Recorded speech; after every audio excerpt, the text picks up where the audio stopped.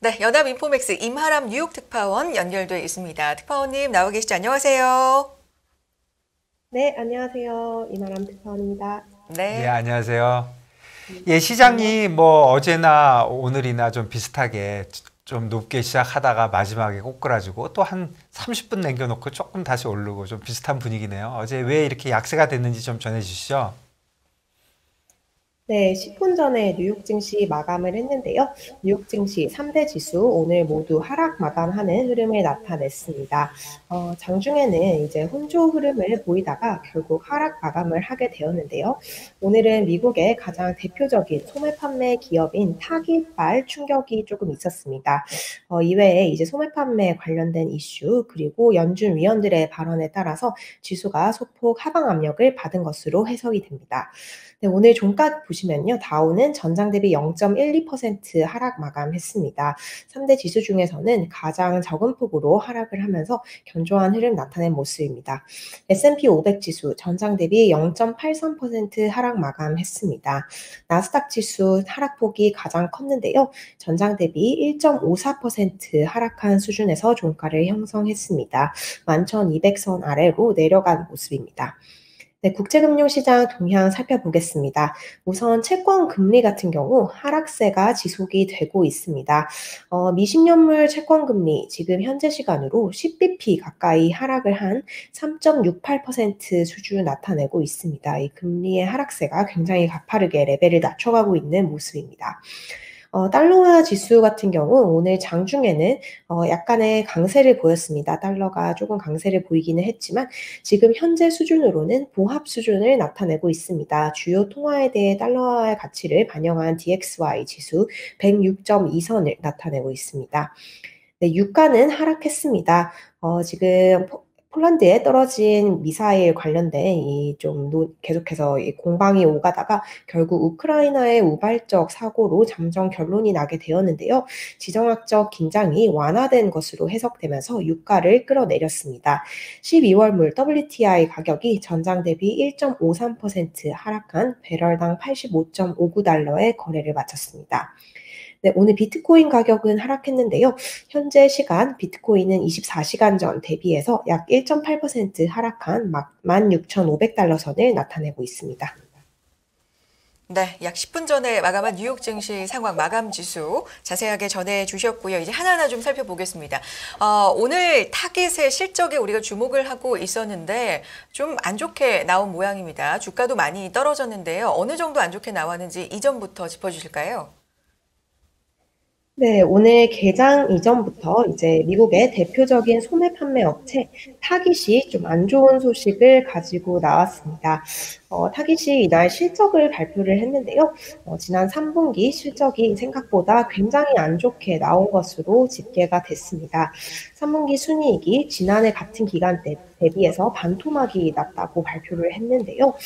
순이익이 시장 예상치를 크게 밑돌았을 뿐만 아니라 이 향후 전망, 이번 4분기에 돌아오는 매출이 좀 안 좋을 것이다라고 타깃이 경고를 했습니다.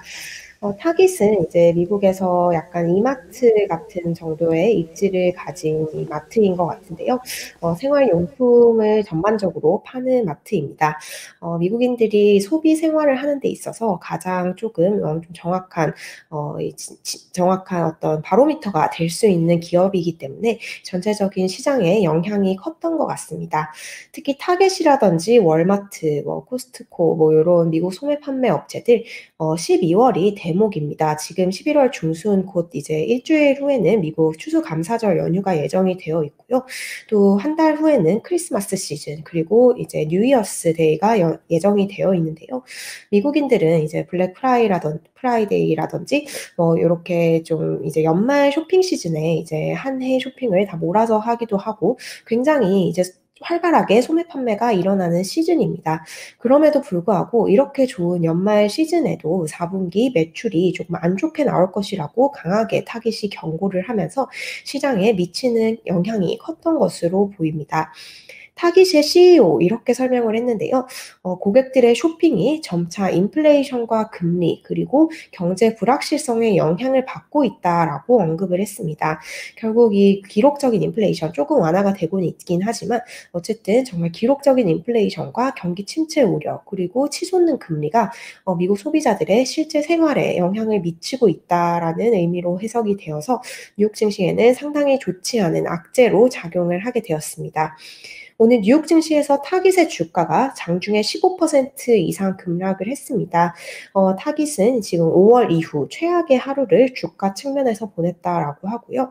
종가 기준으로 이제 전장 대비 무려 13% 이상 폭락한 155달러대에 이제 마감을 하게 되었습니다. 이 타깃이 크게 밀리면서 다른 소매 판매 업체들의 주가 또한 큰 폭으로 하락을 했고 전체적으로 뉴욕 증시 3대 지수를 끌어내렸습니다. 미국의 대형 백화점인 메이시스 그리고 코헬 주가가 각각 8%, 7% 급락을 했고요. 또 다른 대형 백화점인 노드스트롬도 주가가 8% 이상 급락을 했습니다. 예, 그러네요. 사실은 어저께 월마트는 괜찮게 나왔었는데, 그래서 기대를 했었는데, 이게 큰 충격으로 다가왔고, 뭐 15%는 많이 빠진 거고요.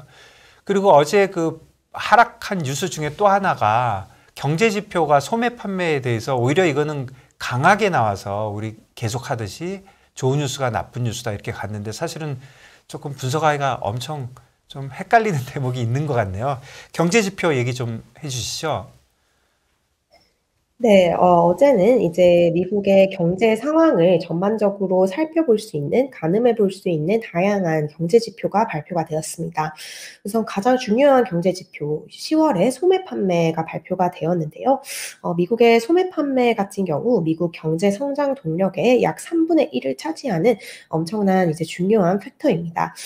지금 소매 기업의 타깃과 같은 소매 기업의 실적이 안 좋게 나오면서 상당히 이 소비 둔화 그리고 경기 침체 가능성에 대한 우려가 증폭이 되어 있는 상황인데요.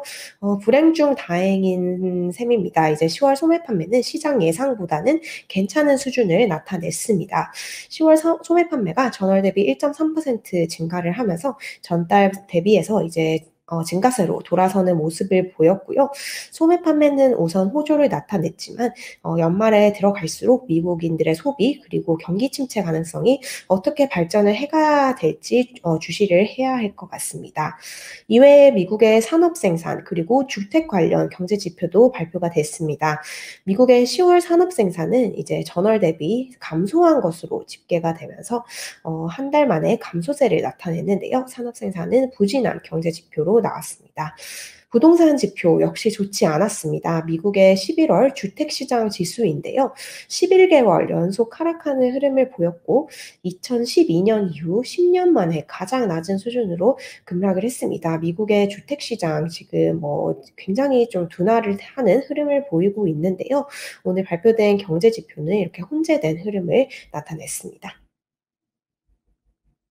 살펴봤고요. 그런가 하면 4분기 GDP 전망치도 나온 것 같은데 이 부분도 짚어주실까요? 네, 지금 오늘 소매 판매가 생각보다 좀 견조한 결과로 나왔습니다.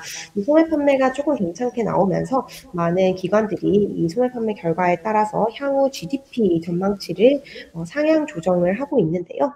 가장 좀 중요하게 보는 애틀란타 연방준비은행이 트래킹하는 GDP 전망치가 상향됐다라는 조금 긍정적인 소식이 전해졌습니다. 애틀란타 연은이 GDP 나우 모델이라는 모델을 가지고 있는데요.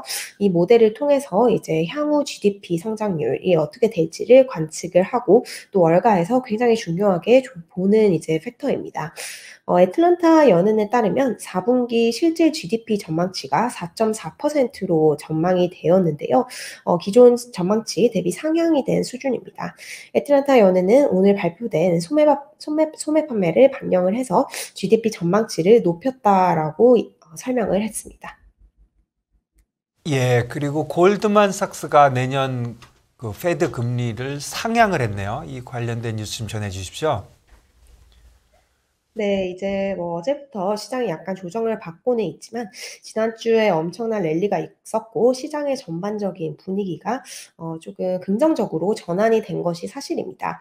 이렇게 긍정적인 시장의 어떤 심리가 오히려 시장에 좀 안 좋은 영향으로 귀결될 수 있다라는 전망을 골드만삭스가 제시를 했는데요. 지금 골드만삭스는 이렇게 설명을 했습니다. 시장이 인플레이션, CPI와 PPI에 과도하게 좋게 반응을 하고 있다. 반응이 과도하기 때문에 이 금융 여건이 갑자기 조금 완화되고 있다라고 설명을 했습니다. 특히 주식시장에서 이렇게 위험 자산이 급등을 하면서 금융 여건이 완화되는 모습이 약간 시기상조인 것 같다라고 얘기를 하면서요. 결국 이렇게 높아진 주가 그리고 완화적으로 갑자기 변해버린 금융 여건에 페드가 대응을 할 수도 있다라고 얘기를 했습니다. 결국 이제 페드가 이 물가를 낮추기 위해서는 이 시장의 유동성이라든지 위험 자산에 대한 선호도를 조금 어떻게 이렇게 설명을 해야 될까요? 페드가 약간 좀 이런 거를 길들여야지만 결국 우리 페드가 목표하는 인플레이션 전망치에 다가가게 되는데요. 그렇기 때문에 시장이 이렇게 좋은 흐름을 보이는 것도 페드가 분명 반기지는 않겠다라는 분석을 내놓은 셈입니다. 페드는 골드만삭스 같은 경우 내년 연방기금금리 전망치를 5%에서 5.25%의 범위로 0.25%포인트 상향을 했습니다.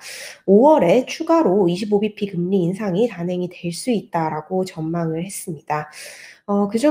그중 다행인 것은 골드만삭스가 금리 전망치를 상향하기는 했지만 미국 경제가 연착륙할 가능성이 있다라고 주장한 부분입니다. 골드만은 이제 오늘 타겟 어닝 미스가 나왔지만 10월 소매 판매가 생각보다 괜찮았다라고 지적을 했고요.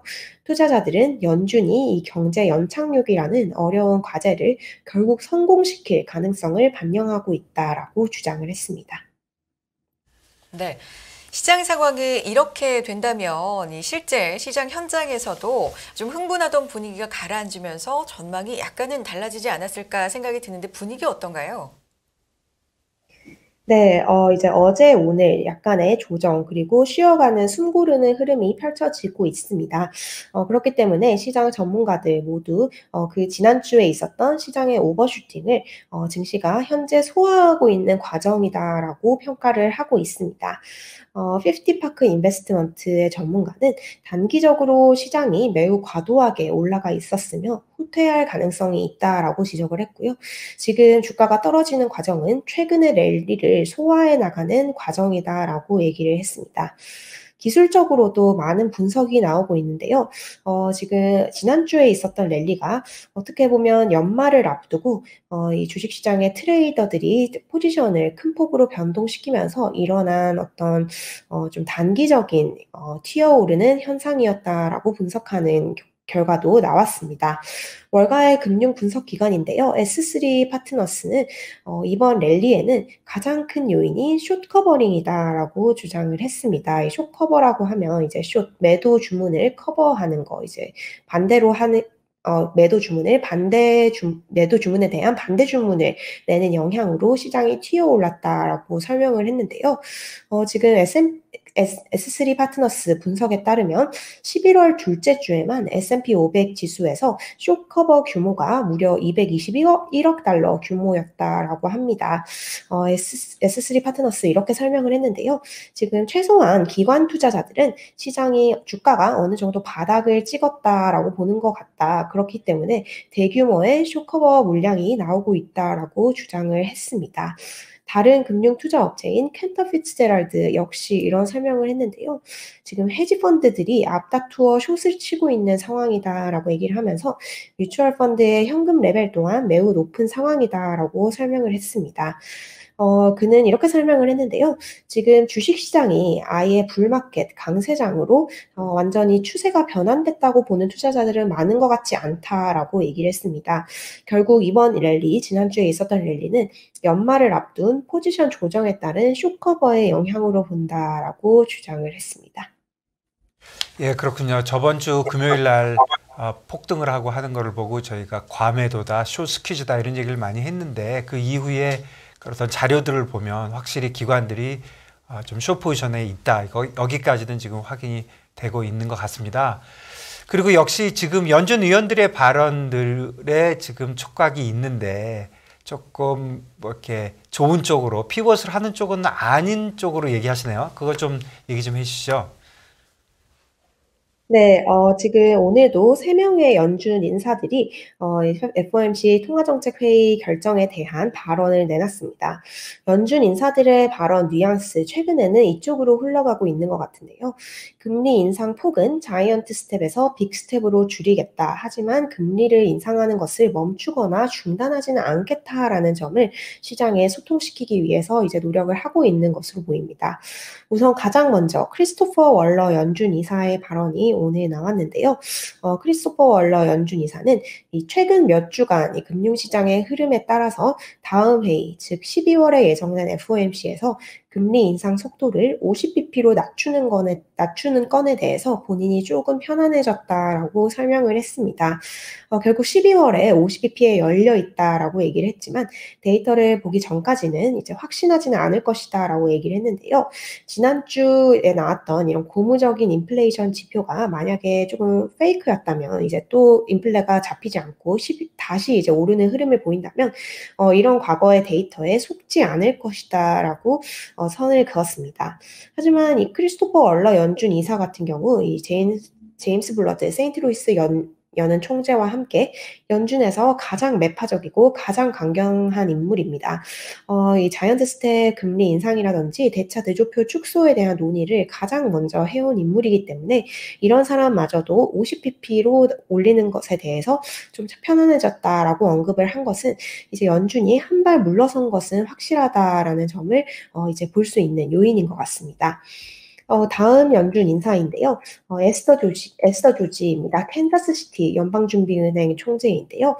결국 이제 금리 인상을 중단하는 것은 아직 좀 시기상조다라는 얘기를 했습니다. 금리 인상을 중단하기 위해서는 결국 경제가 둔화돼야 할 것이라고 얘기를 했는데요. 다시 말해서 경기 침체의 증거가 보이지 않는 이상 금리 인상을 중단하지 않겠다라고 얘기를 했습니다.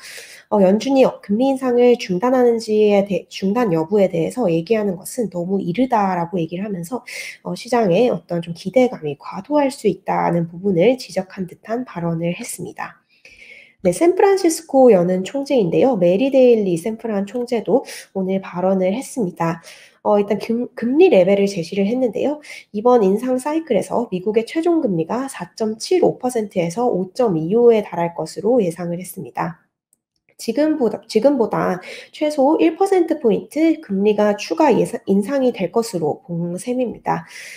결국 이제 또 이런 얘기를 했는데요.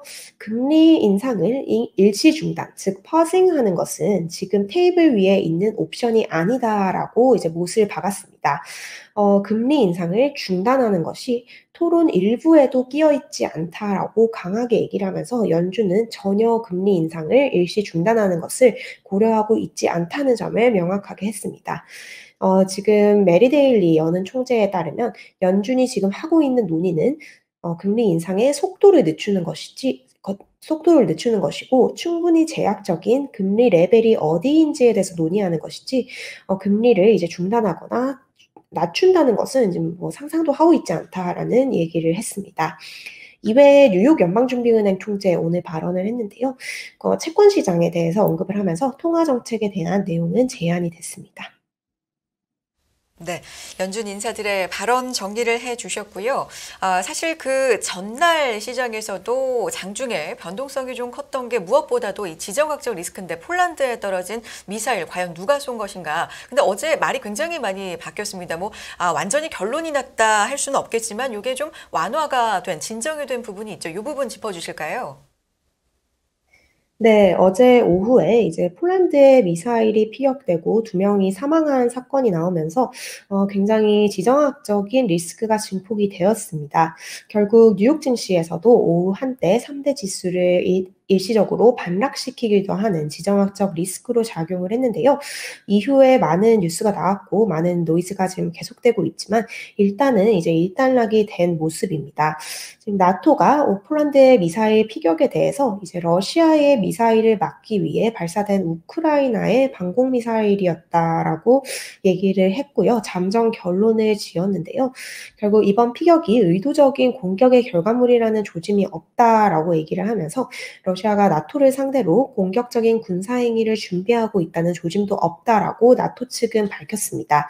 우선 시장에 있었던 이런 위험 회피 심리는 어느 정도 진정이 된 모습입니다. 그렇네요. 폴란드에서 발생한 리스크는 조금 어제 시장을 오히려 받쳐줬고 어저께 뉴스는 결국 경제지표, 소비 판매 나온 거, 그다음에 타겟 이게 영향을 미쳤다 이렇게 봐지네요. 종목과 섹터도 좀 전해주십시오. 네, 오늘 3대 지수 모두 하락을 하면서 S&P 500 구성하고 있는 대부분 섹터 하락하는 흐름을 보였습니다. 필수 소비재라든지 유틸리티를 제외한 전 섹터가 하락하는 흐름을 나타냈습니다. 네, 오늘 빅테크 혼조 흐름 나타냈습니다. 지금 시가총액 최대 종목 애플 오늘 약보합 마감을 했고요. 마이크로소프트 역시 약보합 수준에서 마감한 것으로 보입니다. 구글 강보합 마감을 했고요.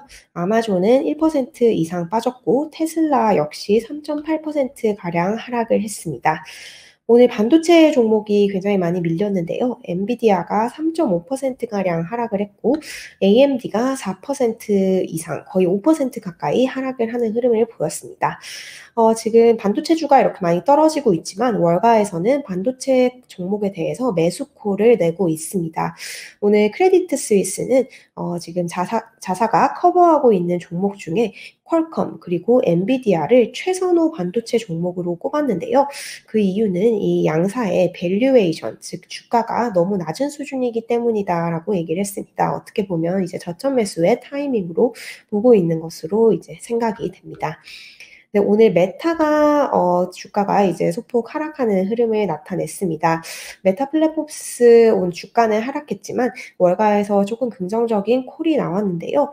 도이치방크가 메타에 대해서 긍정적인 평가를 내놓았습니다. 메타의 주가는 올해 들어서 66%가량 폭락을 한 상태이기 때문에 좀 상승을 할 수 있는 여지가 있을지 지켜봐야 할 것 같습니다. 또 이제 많이들 투자하시는 종목 중에 코로나 팬데믹에 엄청나게 수혜를 받았던 줌 비디오 커뮤니케이션에 대한 조금 부정적인 콜이 나왔습니다. 글로벌 IB CT가 이 줌에 대해서 매도 보고서를 냈는데요. 줌을 매도할 것을 권고를 했습니다. 팬데믹 수혜주이기 때문에 더 떨어지기 전에 팔아라라는 표현을 썼고요. 이 줌 같은 경우도 올해 주가가 반토막 이상으로 떨어진 상태입니다. 테슬라 주가는 계속해서 내리고 있는데요. 일론 머스크의 트위터 인수에 따른 후폭풍으로 인해서 계속 주가가 영향을 받고 있는 것으로 보입니다. 오늘 이제 언론 보도에 따르면 일론 머스크가 트위터의 직원들에게 이제 사내 이메일을 보냈다라고 하는데요. 이 이메일에서 이제 추가 근무라든지 이제 기존에 했던 것보다 일을 더 열심히 할 생각이 없으면 앞으로 당신은 트위터와 함께 할 수 없습니다. 뭐 이런 서약을 요구하는 이메일을 보냈다라는 소식이 이 테크 분야에서 일만한파로 퍼져가고 있습니다. 당분간 테슬라는 이 트위터와 관련된 그리고 일론 머스크 CEO와 관련된 이슈에 따라서 영향을 받을 것으로 보입니다. 네, 종목 섹터 이야기까지 자세하게 전해주셨습니다. 또다시 시장은 실적에 좀 주목할 것 같고요. 엔비디아 실적에 따라서 시장이 또 움직이지 않을까 생각이 드는데 내일 이 시간에는 그 부분에 대한 시장 반응도 자세하게 전해주시기 바랍니다. 연합인포맥스 이마람 뉴욕 특파원이었습니다. 특파원님 고맙습니다. 감사합니다. 네, 감사합니다.